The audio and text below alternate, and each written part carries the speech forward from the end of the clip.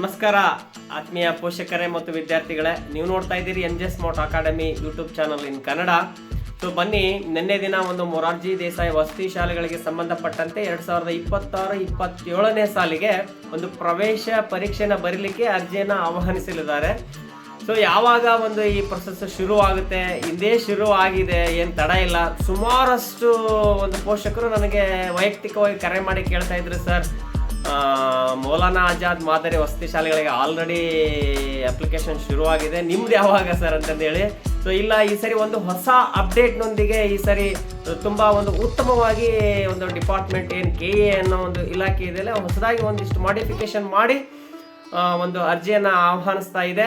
So ಆ ಒಂದು update ಏನು ವೆರಿ ವೆರಿ ಇಂಪಾರ್ಟೆಂಟು, ಅದನ್ನು ನೀವು ಮಿಸ್ ಮಾಡೋಂಗಿಲ್ಲ. ಅದನ್ನು ಡೌನ್ಲೋಡ್ ಮಾಡಿಕೊಂಡು ಪ್ರಿಂಟ್ ತೊಗೊಂಡು ನೀಟಾಗಿ ಫಿಲ್ ಮಾಡಿಕೊಂಡು ಸಂಬಂಧಪಟ್ಟಂತಹ ದಾಖಲಾತಿಗಳು ಏನೇನು ಬೇಕು ನಾನು ಹೇಳ್ತಾ ಹೋಗ್ತೀನಿ. ಈಗ ನಾನು ನಿಮ್ಮನ್ನು ಕಂಪ್ಯೂಟರ್ ಸ್ಕ್ರೀನ್ಗೆ ಕರ್ಕೊಂಡು ಹೋಗ್ತಾ ಇದ್ದೀನಿ. ಯಾವ ಒಂದು ವೆಬ್ಸೈಟಿಗೆ ಹೋಗಬೇಕು, ಯಾವ ಲಿಂಕನ್ನು ಕ್ಲಿಕ್ ಮಾಡಬೇಕು, ಯಾವ್ಯಾವ ಜಿಲ್ಲೆಯವರು ಯಾವ ಲಿಂಕ್ ಕ್ಲಿಕ್ ಮಾಡಬೇಕು ಅಂತಂದು ನಾನು ಖಂಡಿತ ಒಂದು ವಿಸ್ತೃತವಾದಂಥ ಮಾಹಿತಿಯನ್ನು ಕೊಡ್ತೀನಿ. ಸೊ ಬನ್ನಿ ಶುರು ಮಾಡಿಬಿಡೋಣ ಹಾಗಾದರೆ. ಸೊ ಬನ್ನಿ, ಈಗ ನಾವು ಡೈರೆಕ್ಟಾಗಿ ಒಂದು ಗೂಗಲ್ ಬ್ರೌಸರ್ಗೆ ಹೋಗ್ಬಿಟ್ಟು ನೀವು ನಿಮ್ಮ ಮೊಬೈಲಲ್ಲಿ ಕೂಡ ಇದೇ ರೀತಿಯಾಗಿ ಸರ್ಚ್ ಮಾಡ್ಬೋದು, ಗೂಗಲ್ ಅಥವಾ ಗೂಗಲ್ ಕ್ರೋಮ್. ಸೊ ಅಲ್ಲಿ ಹೋಗ್ಬಿಟ್ಟು ನೀವು KEA ಅಂತ ಜಸ್ಟ್ ಈ 3 ಲೆಟರ್ಸನ್ನು ಹಾಕಿ ನೀವು ಟೈಪ್ ಮಾಡಿ ಎಂಟ್ರಿ ಹೊಡೆದ್ರೆ ನಿಮಗೆ ಮೈನ್ ಪೇಜ್ ಇಲ್ಲಿ KEA ನೋಡ್ಕೋಬೇಕು. ಬೇರೆ ಬೇರೆ ವೆಬ್ಸೈಟ್ಗಳಿರುತ್ತೆ, ಬಟ್ ನೋಡ್ಕೋಬೇಕು. ಕರ್ನಾಟಕ CET KEA ಅಂತ ಇರುತ್ತೆ. ಇಲ್ಲಿ ಹೋಮ್ ಬಟನ್ ಮೇಲೆ ಕ್ಲಿಕ್ ಮಾಡಿದರೆ ನಿಮಗೆ ಈ ಥರ ಒಂದು ಇಂಟರ್ಫೇಸ್ ಓಪನ್ ಆಗುತ್ತೆ. ಸೊ ಇದಾದಮೇಲೆ ಇಲ್ಲಿ ಸುಮಾರಷ್ಟು ಆಪ್ಷನ್ಸ್ಗಳಿದೆ. ನಿಮಗೆ ಬೇಕಾಗಿರುವಂಥದ್ದು ಆಪ್ಷನ್ ಯಾವುದಪ್ಪ ಅಂತಂದರೆ ಇಲ್ಲಿ ಪ್ರವೇಶ ಅನ್ನೋ ಒಂದು ಟ್ಯಾಬ್ ಇದೆ. ಈ ಒಂದು ಇದ್ರ ಮೇಲೆ ಕ್ಲಿಕ್ ಮಾಡಿದರೆ ನಿಮಗೆ ಇಲ್ಲಿ ಮೊದಲನೇದಾಗಿನೇ, ಯಾಕಂತಂದರೆ ರೀಸೆಂಟ್ ಆಗಿರ್ತಕ್ಕಂಥ ಒಂದು ಅಪ್ಡೇಷನ್ ಆಗಿರೋದ್ರಿಂದ ನೀವು ಕರ್ನಾಟಕ ವಸತಿ ಶಿಕ್ಷಣ ಸಂಸ್ಥೆಗಳ ಸಂಘ ಏಕಲವ್ಯ ಮಾದರಿ ವಸತಿ ಶಾಲೆ ಪ್ರವೇಶ 2026 ಈ ಒಂದು ಲಿಂಕ್ ಮೇಲೆ ಕ್ಲಿಕ್ ಮಾಡಿದರೆ ನಿಮಗೆ ಇಲ್ಲಿ ಫಸ್ಟ್ ನಾನು 2ನೇ ಲಿಂಕನ್ನು ನಾನು ನಿಮಗೆ ಡೀಟೇಲ್ ಆಗಿ ಹೇಳ್ಬಿಡ್ತೀನಿ. ಸೊ ಇದು ನಿನ್ನೆ ಆಗಿರ್ತಕ್ಕಂಥ ಒಂದು ಪ್ರಕಟಣೆ.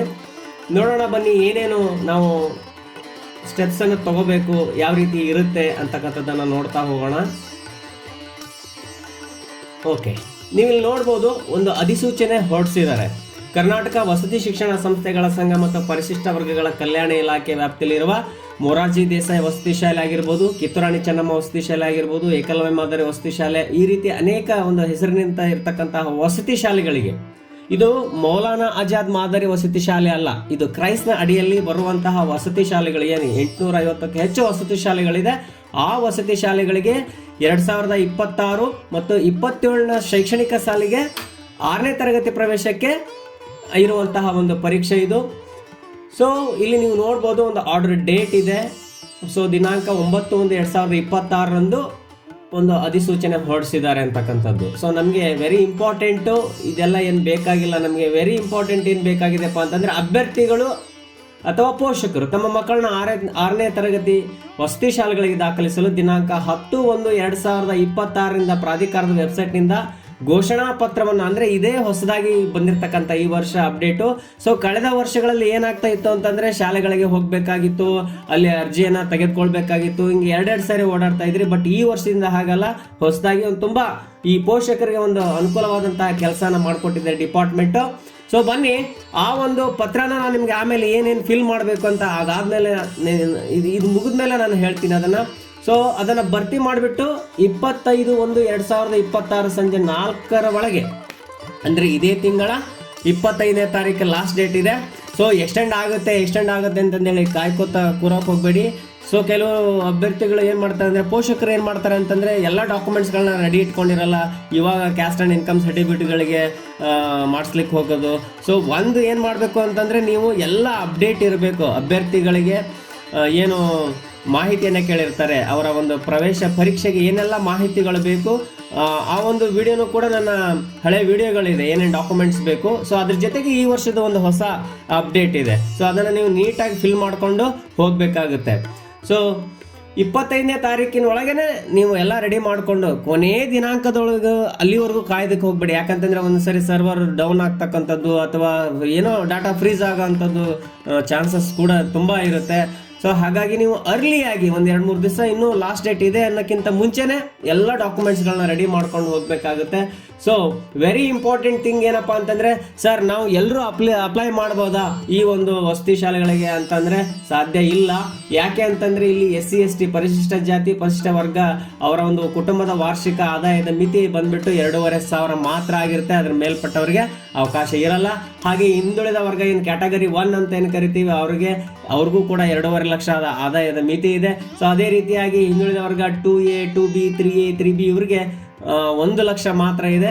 ಸೊ ಹಾಗೆ ನಿಮಗೆ ಹೆಚ್ಚಿನ ಮಾಹಿತಿ ಬೇಕು ಅಂತಂದ್ರೆ ನೀವು ಇದೇ ಒಂದು ಏನು ಇಲ್ಲಿ ಎರಡು ಲಿಂಕ್ ಇದೆ ಈ ಒಂದು ಇದರಲ್ಲಿ. ಈ ಲಿಂಕ್ ಅನ್ನು ಕೂಡ ನಾನು ಇದೇ ವಿಡಿಯೋದ ಡಿಸ್ಕ್ರಿಪ್ಷನ್ ಅಲ್ಲಿ ಹಾಕಿರ್ತೀನಿ. ನಿಮಗೆ ಕಂಪ್ಲೀಟ್ ಆಗಿರ್ತಕ್ಕಂಥ ಒಂದು ಮಾಹಿತಿ ಪುಸ್ತಕ, ಯಾವ ರೀತಿ ಆಯ್ಕೆ ಪ್ರಕ್ರಿಯೆ ನಡೆಯುತ್ತೆ, ಸೀಟ್ ಮ್ಯಾಟ್ರಿಕ್ಸ್ ಬಂದ್ಬಿಟ್ಟು ಮತ್ತೆ ಎಷ್ಟು ಹಂತಗಳಲ್ಲಿ ಆಯ್ಕೆ ನಡೆಯುತ್ತೆ, ಯಾರ್ಯಾರು ಯಾವ್ಯಾವ ಥರದ ಒಂದು ಜಾತಿ ಮತ್ತು ಆದಾಯ ಪ್ರಮಾಣ ಪತ್ರವನ್ನು ಸಲ್ಲಿಸಬೇಕು, ಆ ಒಂದು ಮಾಹಿತಿ ಕೂಡ ಅದರಲ್ಲಿ ಕಂಪ್ಲೀಟ್ ಆಗಿರುತ್ತೆ. ಸೊ ಅದಕ್ಕಿಂತ ಮುಂಚೆ ಅದಾದ್ಮೇಲೆ ಏನು ಮಾಡಬೇಕು ಅಂತಂದರೆ, ನೀವು ಅಪ್ಲೈ ಮಾಡಿದ ಮೇಲೆ ಪ್ರವೇಶ ಪರೀಕ್ಷೆಗೆ ಒಂದು ಏನು ಹಾಲ್ ಟಿಕೆಟ್ ಅಂತ ಏನು ಕರಿತೀವಿ, ಅಡ್ಮಿಷನ್ ಟಿಕೆಟ್ 18/2 ಅಂದರೆ ಫೆಬ್ರವರಿ 18ನೇ ತಾರೀಕು ರಿಲೀಸ್ ಆಗುತ್ತೆ. ಸೊ ನೀವು ರಿಲೀಸ್ ಆಗಿದೆ ಅಂತಂದ್ರೆ ಎಲ್ಲಿ ರಿಲೀಸ್ ಆಗುತ್ತೆ, ಎಲ್ಲಿ ಸಿಗುತ್ತೆ ಅಂತಂದೇಳಿ ಗೊಂದಲ ಬೇಡ. ಕಂಪ್ಲೀಟಾಗಿ ನಾನು ನಿಮಗೆ ಮಾಹಿತಿ ಕೊಡ್ತೀನಿ. ಈ ಒಂದು ವಿಡಿಯೋ ಇಷ್ಟ ಆದರೆ ಲೈಕ್ ಕೊಡೋದು ಮರಿಬೇಡಿ. ಹಾಗೆ ಚಾನಲ್ಗೆ ಹೊಸಬರಾಗಿದ್ದರೆ ಸಬ್ಸ್ಕ್ರೈಬ್ ಮಾಡಿಕೊಂಡು ಚಾನಲ್ನ ನೋಡಿ, ಯಾಕೆಂದರೆ ಮುಂದೆ ಬರುವಂತಹ ಅಪ್ಡೇಟ್ಸ್ಗಳನ್ನು ತಿಳ್ಕೊಳ್ಳೋಕ್ಕೆ ಈಸಿ ಆಗುತ್ತೆ ಅಂತ ಹೇಳ್ತಾ.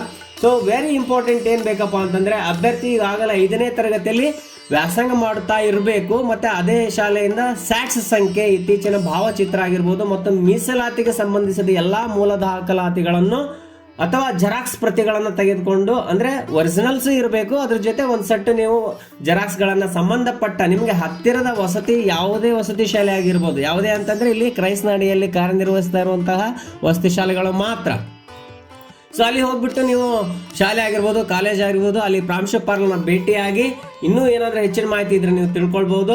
ಸೊ ಈಗ ಆಲ್ರೆಡಿ ಎಕ್ಸಾಮ್ ಡೇಟನ್ನು ಇದರಲ್ಲಿ ಅನೌನ್ಸ್ ಮಾಡಿಬಿಟ್ಟಿದ್ದಾರೆ. 1/3/2026 ಮಾರ್ಚ್ ತಿಂಗಳ ಮೊದಲನೇ ದಿನನೇ ಭಾನುವಾರ ಆಗಿರೋದ್ರಿಂದ ಅಲ್ಲಿ ಬೆಳಗ್ಗೆ 11ರಿಂದ ಮಧ್ಯಾಹ್ನ 1 ಗಂಟೆವರೆಗೆ ಅಂದರೆ 100 ಅಂಕಗಳಿಗೆ ಒಂದು ಪ್ರಶ್ನೆ ಪತ್ರಿಕೆ ಇರುತ್ತೆ. ಸೊ ಮಕ್ಕಳು ಕೂಡ ಈಗ ಆಲ್ರೆಡಿ ಎಲ್ಲ ರೆಡಿ ಆಗಿದ್ದಾರೆ ಅಂತ ನಾನು ಭಾವಿಸ್ತೀನಿ. ಸೊ ಪರೀಕ್ಷೆಗೆ ಸಂಬಂಧಪಟ್ಟಂಥ ಯಾವ್ಯಾವ ವಿಷಯಗಳು ಎಷ್ಟೆಷ್ಟು ಅಂಕ, ಯಾವ್ಯಾವ ವಿಷಯಕ್ಕೆ ಎಷ್ಟೆಷ್ಟು ಅಂಕ ಅನ್ನೋದನ್ನು ನಾನು ನೀವು ಚಾನಲ್ ಚೆಕ್ ಮಾಡಿದ್ರೆ ಪ್ಲೇ ಲಿಸ್ಟ್ಗೆ ಹೋಗಿ ಮೊರಾರ್ಜಿ ಪ್ರವೇಶ ಪರೀಕ್ಷೆ ಅನ್ನೋ ಒಂದು ಪ್ಲೇ ಲಿಸ್ಟ್ ಇದೆ.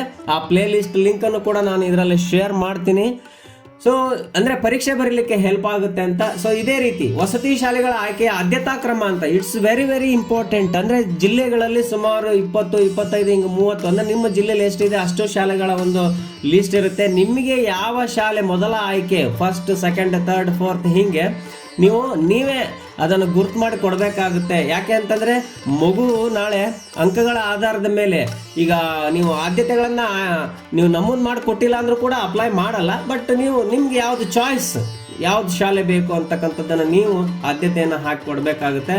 ಸೊ ಅದೇ ರೀತಿಯಾಗಿ ಯಾವ ರೀತಿ ದಾಖಲಾತಿ ನಡೆಯುತ್ತಪ್ಪ ಅಂತಂದರೆ, ಸೆಲೆಕ್ಷನ್ ಪ್ರೊಸೆಸರ್ ಹೆಂಗಿರುತ್ತೆ ಅಂತಂದರೆ, ಕ್ರೈಸ್ತನ ಎಲ್ಲ ವಸತಿ ಶಾಲೆಗಳನ್ನು ಆದ್ಯತಾ ಕ್ರಮದಲ್ಲಿ ನಮೂದು ಮಾಡಬೇಕು. ಪ್ರವೇಶ ಪರೀಕ್ಷೆಯಲ್ಲಿ ಗಳಿಸಿದ ಮೆರಿಟ್ ಮತ್ತು ಮೀಸಲಾತಿ ಹಾಗೂ ಅಭ್ಯರ್ಥಿಗಳ ಪ್ರವೇಶಾತಿಗಾಗಿ ನಮೂದಿಸಿರುವ ಶಾಲೆಗಳ ಆದ್ಯತಾ ಕ್ರಮದ ಆಧಾರದ ಮೇಲೆ ಕಂಪ್ಯೂಟರೈಸ್ಡ್ ಆಟೋ ಸೆಲೆಕ್ಷನ್ ಮೂಲಕ ಸೀಟುಗಳನ್ನು ಹಂಚಿಕೆ ಮಾಡಲಾಗುತ್ತೆ. ಆತ್ಮೀಯರೇ, ಇನ್ನೊಂದು ಗೊತ್ತಿರಲಿ, ಇಲ್ಲಿ ಕಂಪ್ಲೀಟ್ ಆಗಿ 100% ಒಂದು ಕಂಪ್ಯೂಟರೈಸ್ಡ್ ಸೆಲೆಕ್ಷನ್ ಆಗೋದ್ರಿಂದ ಯಾವುದೇ ವಿದ್ಯಾರ್ಥಿಗಳಿಗೆ ಇಲ್ಲಿ ಅನ್ಯಾಯ ಆಗಲಿಕ್ಕೆ ಸಾಧ್ಯನೇ ಇಲ್ಲ. ಅಂದರೆ ನೀವೇ ಹೋಗ್ಬಿಟ್ಟು ಕೌನ್ಸಿಲಿಂಗಲ್ಲಿ ಸೀಟ್ ತಗೋಬೇಕಾ ಅನ್ನೋ ಗೊಂದಲ ಬೇಡ. ಕಂಪ್ಯೂಟರೈಸ್ಡ್ ಆಗಿರೋದ್ರಿಂದ ಆಟೋಮೆಟಿಕ್ ಆಗಿ ಆ ವಿದ್ಯಾರ್ಥಿಗೆ ಮೀಸಲಾತಿಗೆ ಅನುಗುಣವಾಗಿ ಯಾವ ಶಾಲೆಗಳಲ್ಲಿ ಎಷ್ಟು ಸೀಟುಗಳು ಲಭ್ಯ ಇರುತ್ತೋ ಆ ಸೀಟುಗಳಿಗೆ ಅಲಾಟ್ಮೆಂಟ್ ನಡೆಯುತ್ತೆ. ಸೊ ನಿಮಗೆ ಇನ್ನೂ ಏನಾದರೂ ಈ ಒಂದು ಪ್ರವೇಶ ಪರೀಕ್ಷೆ ಇರ್ಬೋದು, ಒಂದು ಪ್ರೊಸೆಸ್ ಇರ್ಬೋದು, ಅದಕ್ಕೆ ಸಂಬಂಧಪಟ್ಟಂತೆ ಒಂದು KE ಅವರ ಒಂದು ಸಹಾಯವಾಣಿ ಸಂಖ್ಯೆ ಇರ್ತಂಗೆ 08023460460 ಒಂದು 5 ಲೈನ್ ಇದೆ ಅಂತ ಹೇಳ್ತಾರೆ. ಬೆಳಗ್ಗೆ 9ರಿಂದ 6 ಗಂಟೆವರೆಗೂ ಅಂದರೆ ಏನು ಒಂದು ವರ್ಕಿಂಗ್ ಅವರ್ಸಲ್ಲಿ ನೀವು ಕಾಲ್ ಮಾಡ್ಬೋದು ಆತ್ಮೀಯರೇ. ಸೊ ಬನ್ನಿ, ಈಗ ನಾವು ಈ ನೋಟಿಫಿಕೇಶನಲ್ಲಿ ಏನಿದೆ ಅಂತ ತಿಳ್ಕೊಂಡ್ವಿ. ನಿಮ್ಗೆ ಇನ್ನೂ ಏನಾದರೂ ಡೌಟ್ಸ್ ಇದ್ರೆ ನೀವು ಹತ್ತಿರದ ವಸತಿ ಶಾಲೆ ನೋಡ್ಬೋದು. ಏನಪ್ಪ ಹೊಸದಾಗಿ ಅಪ್ಡೇಟ್ ಆಗಿರ್ತಕ್ಕಂಥದ್ದು ಅಂತ ನೋಡೋದಾದ್ರೆ, ಈ ವರ್ಷದಿಂದ ನೀವು 2ನೇ ಲಿಂಕಿಗೆ ಬಂದಿದ್ದೀನಿ. ಸೊ ನೀವು 2ನೇ ಲಿಂಕ್ ಕ್ಲಿಕ್ ಮಾಡಿದರೆ ನೀವೇನು ವಸತಿ ಶಾಲೆ ಹುಡ್ಕೊಂಡು ಹೋಗೋ ಅವಶ್ಯಕತೆನೇ ಇಲ್ಲ. ಈ ವರ್ಷ ಆಯಾ ಜಿಲ್ಲಾವಾರು ಒಂದು ಅಪ್ಲಿಕೇಶನನ್ನು ಆಲ್ರೆಡಿ ಇವರು ಪಬ್ಲಿಷ್ ಮಾಡಿದರೆ. ಈ ಲಿಂಕ್ ಕ್ಲಿಕ್ ಮಾಡಿದರೆ ಮೊದಲನೇ ಲಿಂಕು ನಾವು ಆವಾಗಲೇ ನೋಡಿದ ಅಧಿಸೂಚನೆ 2ನೇ ಲಿಂಕಲ್ಲಿದೆ. ಸೊ ಇಲ್ಲಿ ನೋಡ್ಬೋದು ನೀವು ಬಾಗಲಕೋಟೆ, ಬಳ್ಳಾರಿ, ಬೆಂಗಳೂರು, ನೀವು ಯಾವ ಜಿಲ್ಲೆಗೆ ಸಂಬಂಧಪಟ್ಟಿದ್ದೀರೋ ಆ ಜಿಲ್ಲೆ ಲಿಂಕ್ ಮೇಲೆ ಕ್ಲಿಕ್ ಮಾಡಿದ್ರೆ, ನಾನು ಒಂದು ಹಾವೇರಿ ಆಗಿರೋದ್ರಿಂದ ಹಾವೇರಿ ಲಿಂಕ್ ಕ್ಲಿಕ್ ಮಾಡ್ತೀನಿ. ಸೊ ನೋಡ್ಬೋದು ಇಲ್ಲಿ ನೀವು 2026ನೇ ಸಾಲಿನ ವಸತಿ ಶಾಲೆಗಳ 6ನೇ ತರಗತಿಯ ಪ್ರವೇಶಕ್ಕೆ ಅಭ್ಯರ್ಥಿಯು ಸಲ್ಲಿಸಬೇಕಾದ ಅರ್ಜಿಯ ವಿವರ ಘೋಷಣಾ ಪತ್ರ. ಇದು ಹಿಂದಿನ ವರ್ಷಗಳಲ್ಲಿ ಈ ಒಂದು ಪ್ರೊಸೆಸ್ ಇದ್ದಿಲ್ಲ. ಅಂದ್ರೆ ಆಯಾ ಜಿಲ್ಲೆಗೆ ಸಂಬಂಧಪಟ್ಟಂತೆ ಒಂದು ಅರ್ಜಿಯನ್ನ ರೆಡಿ ಮಾಡ್ತಾ ಇದ್ರು, ಅಲ್ಲಿ ಫಿಲ್ ಮಾಡ್ತಾ ಇದ್ರಿ. ಬಟ್ ಈ ವರ್ಷ ಆಗಲ್ಲ, ಇದೇ ಫಾರ್ಮೇಟ್ ಅಲ್ಲಿ ಇರಬೇಕು. ನೀವು ಯಾವ ಜೆರಾಕ್ಸ್ ಅಂಗಡಿ ಹುಡ್ಕೊಂಡು ಹೋಗೋ ಅವಶ್ಯಕತೆನೇ ಇಲ್ಲ. ನೀವು ಡೌನ್ಲೋಡ್ ಮಾಡ್ಕೊಳ್ರಿ, ಪ್ರಿಂಟ್ ಹಾಕ್ಸ್ಕೊಳ್ರಿ. ನೀವು ಎಲ್ಲಿ ಇರ್ತೀರೋ ಅಲ್ಲೇ ಸಿಗುತ್ತೆ. ಈಗ ಆನ್ಲೈನ್ ಅಲ್ಲೇ ಲಭ್ಯ ಇರೋದ್ರಿಂದ ಇಲ್ಲಿ ಏನ್ ಮಾಡ್ಬೇಕು, ಅಭ್ಯರ್ಥಿಯ ಭಾವಚಿತ್ರ ಕಂಪಲ್ಸರಿಯಾಗಿ ಒಂದು 2 ರಿಂದ 3 ಫೋಟೋ ಕಾಪೀಸ್ ಇರಬೇಕು, ರೀಸೆಂಟ್ ಆಗಿರ್ಬೇಕು. ಯಾಕೆ ಅಂತಂದ್ರೆ ನಾವು ಒಂದೊಂದ್ಸಾರಿ ನೋಡ್ತಾ ಇರ್ತೀನಿ, ಅಪ್ಲಿಕೇಶನ್ ಹಾಕಕ್ ಬಂದಿರ್ತಾರೆ ಪೇರೆಂಟ್ಸ್, ಯಾವ್ದೋ ಹಳೆ LKG UKG ಫೋಟೋ ತಗೊಂಡ್ ಬಂದಿರ್ತಾರೆ. ಸೊ ಅದನ್ನ ನಡೆಯಂಗಿಲ್ಲ. ಕ್ಲಿಯರ್ ಆಗಿರ್ತಕ್ಕಂತಹ ಒಂದು ಕಲರ್ಫುಲ್ ಭಾವಚಿತ್ರ ಪಾಸ್ಪೋರ್ಟ್ ಸೈಜ್ ಅಲ್ಲೇ ಇರಬೇಕು. ಕಲರ್ಫುಲ್ ಅಂತಂದ್ರೆ ಯಾವುದೋ ಬರ್ತ್ಡೇ ಫೋಟೋ ತಗೊಂಡ್ಬರ್ತಾರೆ, ಅವೆಲ್ಲ ನಡೆಯಂಗಿಲ್ಲ. ಸೊ ಓಕೆ, ನೋಡೋಣ. ಸೊ ಏನು ಇಲ್ಲಿ ಕ್ರಮ ಸಂಖ್ಯೆ 1 2 3 ಈ ತರ ಶುರುವಾಗುತ್ತೆ. ಏನೇನು ಇರಬೇಕು, ಒಂದು ವಿದ್ಯಾರ್ಥಿಯ ವೈಯಕ್ತಿಕ ವಿವರವನ್ನು ನಮೂದು ಮಾಡಬೇಕಾಗುತ್ತೆ. ಇಲ್ಲಿ ವಿವರಗಳು ನೋಡಿದ್ರೆ ಅಭ್ಯರ್ಥಿ ಹೆಸರು ನೀಟಾಗಿ ಆ ಶಾಲೆಗೆ ಹೋಗ್ಬಿಟ್ರೆ ಅಲ್ಲಿರ್ತಕ್ಕಂಥ ಏನು ಮುಖ್ಯೋಪಾಧ್ಯಾಯ ಇರ್ತಾರೆ ಅವ್ರ ಹತ್ರ ನೀಟಾಗಿ, ಯಾಕಂದ್ರೆ ಅವ್ರ ಹತ್ರ ದಾಖಲಾತಿ ಇರುತ್ತೆ, ನೀಟಾಗಿ ಫಿಲ್ ಮಾಡಿಸ್ಕೊಂಡ್ಬರ್ಬೇಕು. ಯಾಕೆಂತಂದ್ರೆ ನೀವು ಏನೋ ಒಂದು ಫಿಲ್ಮ್ ಹೆಸರು ಹಾಕೊಂಡು ಬರೋದು, ನಾಳೆ ಸೆಲೆಕ್ಷನ್ ಪ್ರೊಸೆಸ್ ಅಲ್ಲಿ ಮಿಸ್ ಮ್ಯಾಚ್ ಆಗ್ತಕ್ಕಂಥದ್ದು ಇರುತ್ತೆ. ಈ ಸರಿ ಏನು ಆ ಥರ ಇರಲ್ಲ. ಯಾಕಂದ್ರೆ ಸ್ಯಾಟ್ಸ್ ನಂಬರ್ ಅಲ್ಲಿ ನೀವು ಸ್ಯಾಟ್ಸ್ ಅನ್ನ ಅಪ್ಡೇಟ್ ಮಾಡಿಸ್ಬೇಕು ಪೋಷಕರೇ. ಯಾಕಂತಂದ್ರೆ ಮಾಹಿತಿ ನೀಟಾಗಿ ಇರಲ್ಲ ಒಂದೊಂದು ಸಾರಿ. ಸೊ ಹಾಗಾಗಿ ತಂದೆ ಹೆಸರು, ತಾಯಿ ಹೆಸರು ಮತ್ತೆ ಜನ್ಮ ದಿನಾಂಕ, ಇಟ್ಸ್ ವೆರಿ ವೆರಿ ಇಂಪಾರ್ಟೆಂಟ್. ಇಲ್ಲಿ ನೋಡೋಣ ನಾವು, ಇಲ್ಲಿ 5ನೇ ಒಂದು ಕ್ರಮ ಸಂಖ್ಯೆಯಲ್ಲಿ ಏನಿದೆ ಅಂತಂದ್ರೆ ಸ್ವಂತ ಜಿಲ್ಲೆ. ಇಲ್ಲಿ ಈಗ ನಿಮ್ಮ ಹಾವೇರಿಯವರಾಗಿದ್ರೆ ಹಾವೇರಿನ ಹಾಕಬೇಕು. ನೀವೆಲ್ಲೋ ಬೆಂಗಳೂರಲ್ಲಿ ಇರ್ತೀನಿ ಅಂತಂದ್ರೆ, ಎಲ್ಲೋ ಬೆಂಗಳೂರು ವಲಸೆ ಹೋಗಿರ್ತೀರಿ ಅಥವಾ ಕೆಲ್ಸಕ್ಕೆ ಹೋಗಿರ್ತೀನಿ ಅಂತಂದ್ರೆ ನಿಮ್ಮ ಸ್ವಂತ ಜಿಲ್ಲೆ ಬೆಂಗಳೂರು ಆಗಲ್ಲ. ನಿಮ್ಮ ಆಧಾರಲ್ಲಿ ಅಭ್ಯರ್ಥಿಯ ಆಧಾರ್ ಐಡಿಯಲ್ಲಿ ಯಾವ ಅಡ್ರೆಸ್ ಇರುತ್ತೋ ಅಥವಾ ತಂದೆ ತಾಯಿಯ ಅಡ್ರೆಸ್ ಸೇಮ್ ಇರಬೇಕು. ಸ್ವಂತ ಜಿಲ್ಲೆ ಹಾಕಬೇಕು. ಮತ್ತೆ ಸ್ವಂತ ತಾಲೂಕು ಯಾವುದು, ಇಲ್ಲಿ ತಾಲೂಕು ಯಾಕೆ ಇಂಪಾರ್ಟೆಂಟ್ ಅಂತಂದ್ರೆ, ಇಲ್ಲಿ ನೆಕ್ಸ್ಟ್ ಮೆರಿಟ್ ವೈಸ್ ತಾಲೂಕಿಗೆ ಅಂತಂದ್ರೆ ಇಷ್ಟು ಆಯಾ ತಾಲೂಕಿನ ಮಕ್ಕಳಿಗೆ ಇಂತಿಷ್ಟು ಪರ್ಸೆಂಟೇಜ್ ಮೀಸಲಿರುತ್ತೆ. ಸೊ ಹಾಗಾಗಿ ಸ್ವಂತ ತಾಲೂಕನ್ನು ನೀಟಾಗಿ ಹಾಕಬೇಕು. ಸ್ಯಾಟ್ಸ್ ಸಂಖ್ಯೆ ವೆರಿ ವೆರಿ ಇಂಪಾರ್ಟೆಂಟ್. ನೆಕ್ಸ್ಟ್ ಅದಾದ್ಮೇಲೆ ಮೀಸಲಾತಿ ಪ್ರವರ್ಗ, ಯಾವ ಒಂದು ಕ್ಯಾಟಗರಿಗೆ ಸಂಬಂಧಪಡ್ತೀರಿ. ಅದಾದ್ಮೇಲೆ ಜಾತಿ ಮತ್ತು ಆದಾಯ ಪ್ರಮಾಣ ಪತ್ರದ RD ಸಂಖ್ಯೆ, ಇದನ್ನ ಹಾಕ್ಲೇಬೇಕು. It's very very important. ನೀವು ಯಾವುದೋ ಹಳೆಯ ವರ್ಷದ್ದು ಅಥವಾ ಎಕ್ಸ್ಪೈರ್ಡ್ ಆಗಿರೋ ನೀವು ಆದಾಯ ಪ್ರಮಾಣ ಪತ್ರ, ಜಾತಿ ಪ್ರಮಾಣ ಪತ್ರ ತಗೊಂಡು ಬಂದ್ರೆ ಅದು ಡಾಟಾ ಫೆಚ್ ಆಗಲ್ಲ. ಏನಾದರೂ ನಿಮ್ದು ಅಪ್ಡೇಟ್ ಇಲ್ಲ ಅಂದ್ರೆ ಇವತ್ತೇ ಹೋಗ್ಬಿಟ್ಟು ಹೊಸದಾಗಿ ಅಪ್ಲೈ ಮಾಡಿ 1 ವಾರದೊಳಗೆ ತಗೊಂಡ್ಬಿಡಿ. ಸೊ ನೆಕ್ಸ್ಟ್ ಮೀಸಲಾತಿ ವಿಶೇಷ ಪ್ರವರ್ಗ, ನೀವು ಇದನ್ನ ಹಾಕ್ಲೇಬೇಕು. ಯಾಕೆ ಅಂತಂದ್ರೆ ಇಲ್ಲಿ ಸುಮಾರಷ್ಟು ಒಂದು 50% ವಿಶೇಷ ಮೀಸಲಾತಿ ಇರೋದ್ರಿಂದ, ಅಥವಾ ಯಾವ್ಯಾವ ಮೀಸಲಾತಿ ನೀವು ಮಾಹಿತಿ ಪುಸ್ತಕದಲ್ಲಿ ಲಭ್ಯ ಇದೆ. ಯಾವ್ಯಾವ ಮೀಸಲಾತಿಗಳು ಇರ್ತವೆ ಅಂತಂದ್ರೆ ನನ್ನ ಕಳೆದ ಹಿಂದಿನ ವಿಡಿಯೋಗಳು, ಯಾಕಂದ್ರೆ ಈ ವಿಡಿಯೋ ತುಂಬಾ ಲೆಂತಿ ಆಗ್ತಾ ಹೋಗುತ್ತೆ. ಹಾಗಾಗಿ ನೀವು ಆ ವಿಡಿಯೋಗಳನ್ನ ವೀಕ್ಷಣೆ ಮಾಡ್ಬೋದು. ನಾನು ಇದೇ ವಿಡಿಯೋದ ಡಿಸ್ಕ್ರಿಪ್ಷನ್ ಅಲ್ಲಿ ಹಾಕಿರ್ತೀನಿ. ಸೊ ಅದಾದ್ಮೇಲೆ ಪೋಷಕರ ಮೊಬೈಲ್ ಸಂಖ್ಯೆ, ಇದಂತರ ಕಡ್ಡಾಯ ಇರಲೇಬೇಕು. ಒಂದು ವ್ಯಾಲಿಡ್ ಆಗಿರ್ತಕ್ಕಂಥ ಮೊಬೈಲ್ ಸಂಖ್ಯೆನ ಹಾಕ್ಲೇಬೇಕು. ಯಾಕೆ ಅಂತ ಕೇಳಿ, ನೆಕ್ಸ್ಟ್ ಬರುವಂಥ ಸೆಲೆಕ್ಷನ್ ಪ್ರೊಸೆಸ್ ಅಲ್ಲಿ ನಿಮ್ಮ ಮಗು ಸೆಲೆಕ್ಷನ್ ಆಗಿದ್ರೆ, ನೀವು ನೀಟಾಗಿ ಏನಾದರೂ ರೀಚಾರ್ಜ್ ಮಾಡಿಸಿಲ್ಲ ಅಂತಂದ್ರೆ ಅಥವಾ ಯಾವುದೋ ಒಂದು ಎಕ್ಸ್ಪೈರ್ಡ್ ಆಗಿರೋ ನಂಬರ್ ಹಾಕಿದ್ರೆ ನಿಮ್ಮ ಜೊತೆ ಕಮ್ಯುನಿಕೇಶನ್ ಮಾಡೋದು ತುಂಬಾ ಕಷ್ಟ ಆಗುತ್ತೆ. ಸಾಧ್ಯ ಆದಲ್ಲಿ ನಿಮ್ಮ ಮೊಬೈಲ್ ಸಂಖ್ಯೆ ಹಾಗೂ ನಿಮ್ಮ ಆ ಒಂದು ಶಾಲೆಯಲ್ಲಿ ಓದ್ತಾ ಇರ್ತಕ್ಕಂಥ ಮುಖ್ಯೋಪಾಧ್ಯಾಯರ ಒಂದು ಅಪ್ಡೇಟ್ ಇರಬೇಕು, ನಿಮಗೆ ಮಾಹಿತಿ ಸಿಗಬೇಕು. ಆ ಒಂದು ಮೊಬೈಲ್ ಸಂಖ್ಯೆಯನ್ನು ನೀವು ಹಾಕಲೇಬೇಕಾಗುತ್ತೆ. ಸೊ ಅದಾದ ಮೇಲೆ ಪ್ರವೇಶ ಪರೀಕ್ಷೆಯನ್ನು ಬರೆಯಲು ಇಚ್ಛಿಸುವ ಜಿಲ್ಲೆ ಮತ್ತು ತಾಲೂಕು, ಇಲ್ಲಿ ನಿಮ್ಗೆ ಇನ್ನೊಂದು ಆಪ್ಷನ್ ಇದೆ. ಏನಪ್ಪಾ ಅಂತಂದ್ರೆ, ಈಗ ನೀವು ಸ್ವಂತ ಜಿಲ್ಲೆ ನಿಮ್ದು ಹಾವೇರಿ ಆಗಿದೆ ಅಂತ ಇಟ್ಕೊಳ್ಳಿ, ಯಾವುದೋ ಒಂದು ಬೇರೆ ಜಿಲ್ಲೆಯಲ್ಲಿ ಕೆಲಸ ಮಾಡ್ತಾ ಇದ್ದೀರಿ, ನಿಮ್ಮ ಮಗು ಅಲ್ಲೇ ಇದೆ ಅಂತ ಇಟ್ಕೊಳ್ಳೋಣ. ನಿಮ್ಮ ಮಗು ಅಲ್ಲೇ ಓದ್ತಿರ್ಬೋದು, ಬೆಂಗಳೂರಲ್ಲೇ ಓದ್ತಿರ್ಬೋದು. ಬಟ್ ನೆಕ್ಸ್ಟ್ ಸೆಲೆಕ್ಷನ್ ಆಗೋ ಶಾಲೆ ಯಾವ್ದಿರುತ್ತೆ ಅಂತಂದ್ರೆ ಹಾವೇರಿ ಜಿಲ್ಲೆಯಲ್ಲೇ ಆಗಿರುತ್ತೆ. ಇದು ಗಮನದಲ್ಲಿರಲಿ. ಸೊ ಇನ್ನೂ ಏನಾದರೂ ಡೌಟ್ ಇದ್ರೆ ನೀವು ಕಮೆಂಟ್ ಹಾಕಿ. ಸೊ ನೀವು ಪರೀಕ್ಷೆನ ಬೇಕಾದ್ರೆ ಬೆಂಗಳೂರಲ್ಲೇ ಬರೀಬಹುದು. ನೀವು ಎಲ್ಲಿ ಇರ್ತೀರೋ ಅಲ್ಲೇ ಅದೇ ತಾಲೂಕಲ್ಲೇ ಯಾವುದಾದ್ರೂ ಒಂದು ಆಯ್ಕೆ ಮಾಡ್ಕೋಬಹುದು. ಇದು ಆ ಆಪ್ಷನ್ಗೆ. ಅದಾದ್ಮೇಲೆ ನೀಟಾಗಿ ಮಗುವಿನ ಒಂದು ಅಭ್ಯರ್ಥಿ ಸಹಿಯನ್ನು ಮಾಡಿಸ್ಬೇಕು. ನೆಕ್ಸ್ಟ್ ಪೋಷಕರ ಸಹಿ ಇರಬೇಕು ಕಡ್ಡಾಯವಾಗಿ.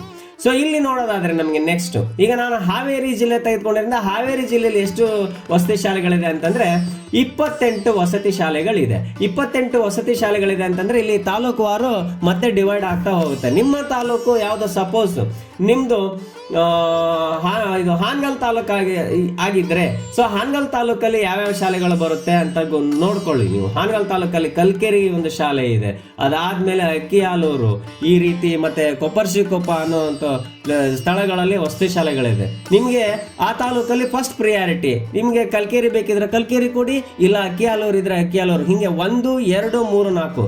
ಈಗ ಇಲ್ಲಿ ಆಲ್ಮೋಸ್ಟ್ 28 ಶಾಲೆಗಳಿದೆ ಅಂತಂದ್ರೆ 28 ಶಾಲೆಗಳು ಎಲ್ಲ ಕೋ ಎಜುಕೇಶನ್ ಇಲ್ಲ. ಇದರಲ್ಲಿ ಕೆಲವು ಕೋ ಎಜುಕೇಶನ್ ಇದೆ ಅಂದ್ರೆ ಬಾಲಕ ಮತ್ತು ಬಾಲಕಿಯರಿಗೆ ಎಲ್ಲ ಈ ವಸತಿ ಶಾಲೆಗಳ ಲಿಸ್ಟ್ ಅನ್ನು ನೀವು ನಮೂದು ಮಾಡ್ಬೋದು. 1 to 28 ಹಾಕ್ಬೋದು. ಬಟ್ ಬಾಲಕರಿಗೆ ಹಾಗಾಗಲ್ಲ. ಬಾಲಕರಿಗೆ ನೀವು ಹಾಕಬೇಕು ಅಂತಂದ್ರೆ ಅಲ್ಲಿ ಬಾಲಕರಿಗೆ ಸಂಬಂಧಪಟ್ಟಂತ ನೀವು ಆ ವಸತಿ ಶಾಲೆಗಳಿಗೆ ನೀವು ಹೋದಾಗ ಅಲ್ಲಿ ಯಾವ್ಯಾವ ಶಾಲೆ ಬರುತ್ತೆ ಅಲ್ಲಿ ನಿಮಗೆ ಡೀಟೇಲ್ ಅಲ್ಲೇ ಹೋಗ್ಬಿಟ್ಟು ನೀವು ತುಂಬಿ ಕೊಡ್ಬೋದು ಆತ್ಮೀಯರೇ. ಸೊ ಆದ್ಮೇಲೆ ಈ ಒಂದು ವಿಡಿಯೋ ನಿಮಗೆ ತುಂಬ ಹೆಲ್ಪ್ ಆಯಿತು ಅಂತ ಅನ್ಕೋತೀನಿ. ಇನ್ನೂ ಏನಾದರೂ ಡೌಟ್ಸ್ ಇದ್ರೆ ನೀವು ಕಮೆಂಟ್ ಹಾಕ್ಬೋದು. ಮತ್ತೆ ಏನಾದರೂ ಅಪ್ಡೇಟ್ ಇದ್ದರೆ ಮತ್ತೆ ನಾನು ಮುಂದಿನ ವಿಡಿಯೋದಲ್ಲಿ ಸಿಗ್ತೀನಿ ಅಂತ. ಅಲ್ಲಿವರೆಗೂ ಟೇಕ್ ಕೇರ್, ಬಾಯ್.